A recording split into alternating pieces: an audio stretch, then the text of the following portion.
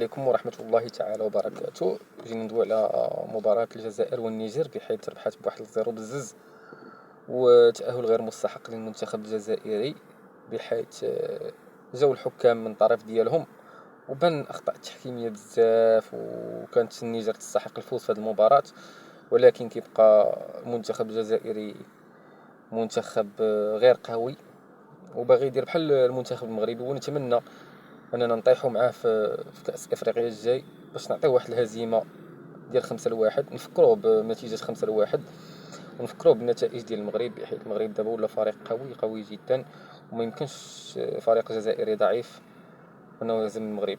ولذلك كنقولوا للجزائريين انتظرونا في كأس افريقيا القادم.